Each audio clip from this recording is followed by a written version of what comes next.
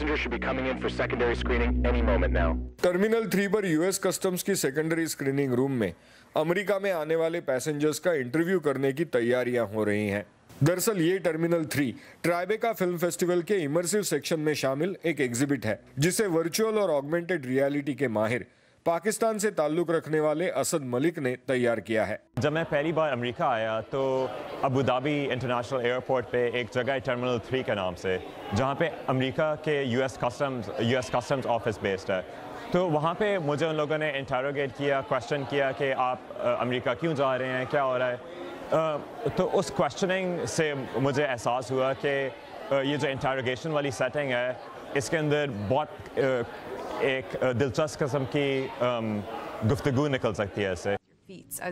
Terminal 3 viewers को HoloLens पहनकर उस पर प्रोजेक्टेड पैसेंजर्स की होलोग्राम्स को इंटरव्यू करने का मौका देती है। व्यूअर्स को तय करना है कि किस पैसेंजर को अमेरिका में आने दिया जाए और कौन अमेरिका के लिए सिक्योरिटी थ्रेट हो सकते हैं। सवाल भी पैसेंजर्स के मजहब, रस्मों रिवाज और इरादों की छानबीन करने के लिए तैयार किए गए हैं। 9/11 के हमलों के बाद से अमेरिका आने वाले मुसलमान पैसेंजर्स का कहना है कि उन्हें कई बार नापसंदीदा और नागवार स्क्रीनिंग्स का सामना करना पड़ रहा है। टर्मिनल 3 वर्चुअल रियलिटी के जरिए अमेरिकी ऑडियंस को इस प्रोसेस का हिस्सा बनाकर पैसेंजर्स की तरह ऐसी स्क्रीनिंग से गुजारती है जिसे अक्सर मुसाफिर हतक अमेज करार देते हैं। ये रियलिटी और वर्चुअल रियलिटी के बीच की सरहदों को मिटाती है।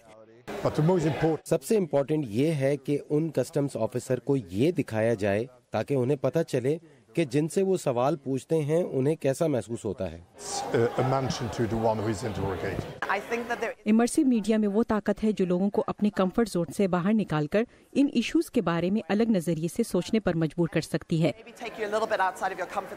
हो सकता है कि मुस्तकबिल के अंदर लोग फिजिकली ट्रैवल ना कर रहे हो बल्कि उनके हॉलोग्राम एक मुल्क से दूसरे मुल्क जा रहे हो।